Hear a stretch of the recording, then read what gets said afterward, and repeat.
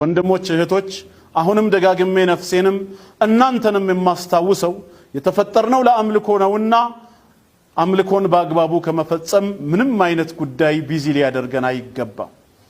ኑሮ የአኺራ ኑሮ ነው። ምድራዊ ኑሮ በአጭር ነገር ይጠናቀቃል።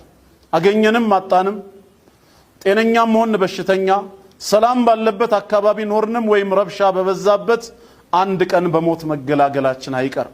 የትንሳኤውን ዓለም ግን ከሙታን ዓለም ተቀስቅሰን በጌታችን በአላህ ፊት ቁመን ስላሳለፍነው ምድራዊ ህይወት አላህ ሲተሳሰበን ግን መልሳችን ምንድነው የሚሆነው? ያን ቀን በምንድነው የምንገላገለው? ስለዚህም ዛሬ ወደዚህ ዓለም የመጣበትን የተፈጠረበትን ዓላማ አውቆ ጌታውን አላህን ያመለከ ሰው በትንሳኤው ዓለም ዘላለም በተድላ በጀነት ይኖራል ማለት ነው።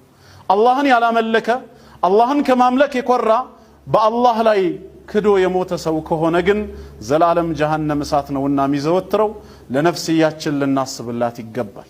አላህ ብቻውን እንደፈጠረን ብቻውን እንድናመልከው ይፈልጋልና ማለት ነው።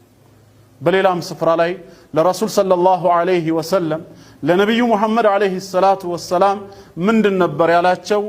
ወእሙር አህለከ ቢሰላቲ ወስጠቢር ዐለይሃ፣ ቤተሰቦችህን በሰላት እዘዛቸው፣ አላህን በማምለክ እንዳይቦዝኑ መመሪያን ስጣቸው፣ በሷም ላይ እስከ ዕለተ ሞትህ ጽና። ላ ነስአሉከ ሪዝቃ፣ ሲሳይን ጉዳይ በተመለከተ ስለ ቤተሰብህ ራስህንም ቤተሰብህን እንድትችል እኔ አልጠይቅህም። ነሕኑ ነርዙቁክ፣ እኔው ራሴ ሲሳዩን እሰጥሃለሁ።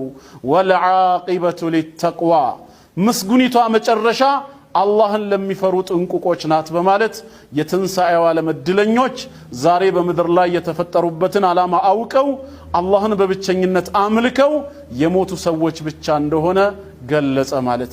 እኛም